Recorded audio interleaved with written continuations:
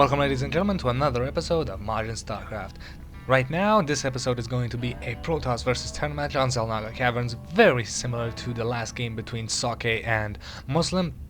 And ChiTaPrime will be our Protoss in the red trunks, only we're gonna have this guy, Erik72Pro, as our Terran. Now, that's how I translated it, that's how I've managed to translate this. If it's wrong, I urge you to correct me in the comments section below. Also, if I find out that you are actually telling me the truth, I know who to contact for future translations, because some replays don't have the names of the players posted in there, and it's extremely hard to translate names just by watching them. Anyway, so yeah, it's gonna be a Protoss versus Terran, Xel'Naga Caverns, same as Sake versus Muslim, same colors even, blue versus red versus blue. I feel like we're in Halo.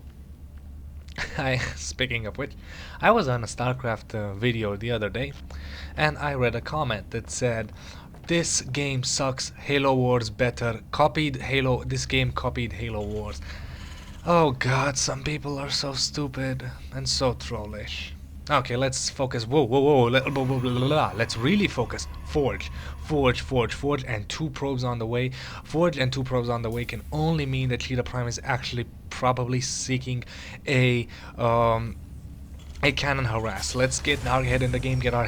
We have a barracks heading up for Erik. Will Erik have enough time to answer to this? There is that first pylon. So there's that first pylon. We're probably gonna see a cannon right here. I don't know if this will be powered. This pylon should be just maybe a little closer. This scout is moving in here. This probe is probably here to lay down the cannons. We'll see what happens. And here comes ChiTaPrime. ChiTaPrime still looking, laying down a pylon, laying down two more pylons, three pylons to make sure that Erik cannot fight it. And there is a bunker being laid down. There is that first marine heading up, so it's gonna be a two-prone attack. There is a photon cannon. A photon cannon would have been much better here, but this doesn't necessarily work so well against Terran, because Terrans can just lift off and move. So it all depends on how good ChiTaPrime does this, because Erik might just lift up, move to a different position. This would obviously be the first position, but ChiTaPrime has already started laying down cannons in case that transition happens.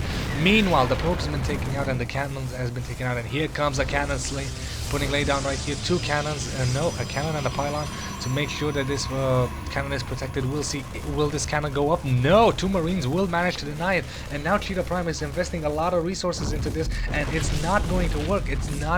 He's invested everything in it. Here's a scout for Erik. Erik knows what's up, knows what's going on. There's the gateway, so wall in soon. However, a lot of resources have been wasted onto this, and Erik is actually combating this quite nicely. He's on one base, he hasn't lost any resources. Let's look at the units lost tab. There you see the difference right there. And now ChiTaPrime is actually trying to bait these marines into the cannon. Not going to happen at all.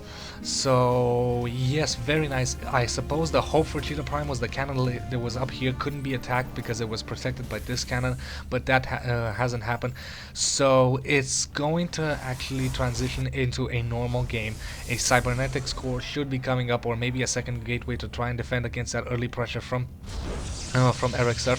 In a core it is, so we will see Stalker Zealots are not enough.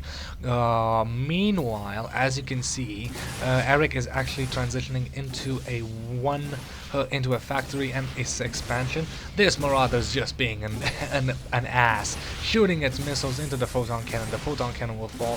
So entire play combated and confronted by Erik. Now, a much better tactic would have been to try and sneak in a pylon here and make sure that you can move out with your cannons. Just move out with your cannons. That, of course, would have allowed Erik to get out of here, to use his units to transition his base over here. So it was a very risky build. Cannon rushing is a very iffy tactic, and it did not work. So Cheetah's cheese did not manage to work. So Cheetah's opting to go for an expansion. There's that second gateway on the way. What is he warping? Of course, warp gate technology. Is this chrono boosted out? There is a zealot and there is a sentry almost here. However, This is the worst map to have your cannon rush countered, because now Eric can actually use his army and push his way inside the expansion of Cheetah. Cheetah is not going to be a good position to defend, because as I said, this is one of the worst maps to defend your expo. You have 1, 2, and 3 possible routes of attack, and you cannot defend them all. You cannot defend them all. And when facing Terran, you are facing a great possibility of drops. Zerg can do drops as well. Let's not forget Zerg. But Terrans are more proficient. Zerg can opt to go Nidus network, but Terrans use drop a lot. Terran harass. We saw how effective Terran drops can be in the last game, where Muslim just gave Saki a lesson that he'll never not soon forget in Terran versus Protoss. Yes, I'm being a little bit mean with Saki, because Muslim just played an excellent game.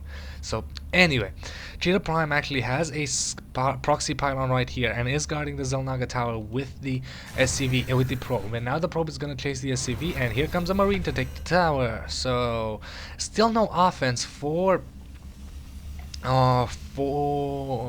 Eric. Eric getting a Raven out. A Raven is good in case you're fearing Dark Templars. However, such a mineral intensive build as a cannon rush doesn't allow you necessarily to fast tech to Templars, because if you do, you'll find yourself that you don't have any army and you are gonna, get plowed through. You might have one Dark Templar, but it's iffy. One scan can take that Dark Templar out. Meanwhile, there is a scouting factory for Eric, so Eric might try to push out, and here comes an SCV to scan what's going on here, and he's gonna find out exactly what's going on here. Expansion up and running. That means that the income for Eric is ahead. That's right, ahead. Both players on 2 gas at the moment, 3 gas actually, and the harvester count is fairly similar, but of course Eric is ahead because of the mule. Now, Eric is playing very defensively at this point. Here comes a Marauder to take out the pylon.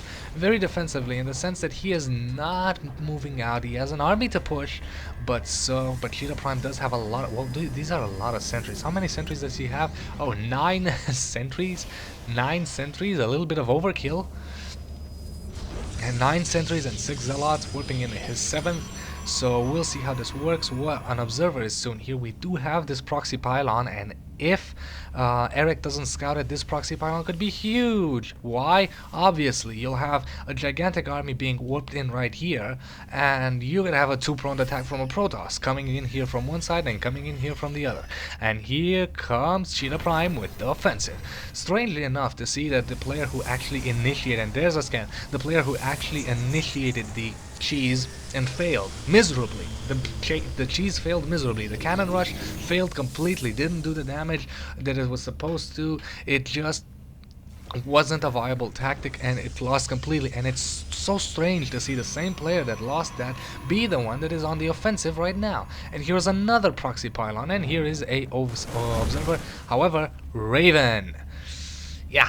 So this is actually good. I didn't think about it, but also Ravens are good against observers. Protoss will, in general, get a lot of observers to see across the map. Think Zerg creep spread. That's how many.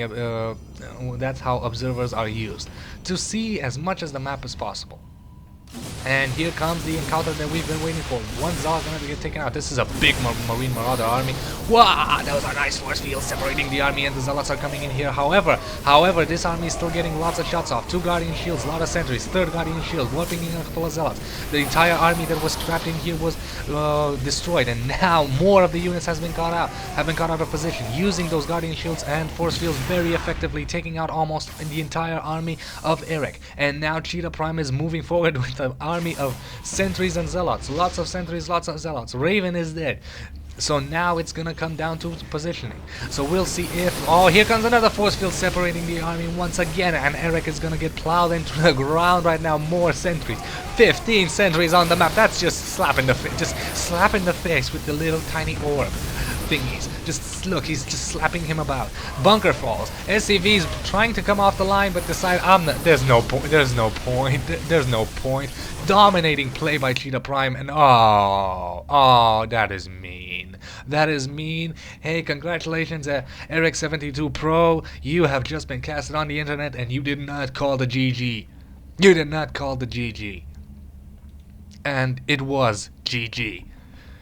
Congratulations to Eric for defending against a, in my opinion, not the best cannon rush I've ever seen. But he defended against it, so big ups. But to be defeated and to be plowed into a ground by somebody who just invested so much money into a cannon rush, you had a great advantage and you did not use it. So ChiTaPrime just mowed through poor Eric's army, and all these barracks were for naught. And he left without even saying GG. Despicable. Thank you guys for watching. See you guys next episode. Remember to subscribe.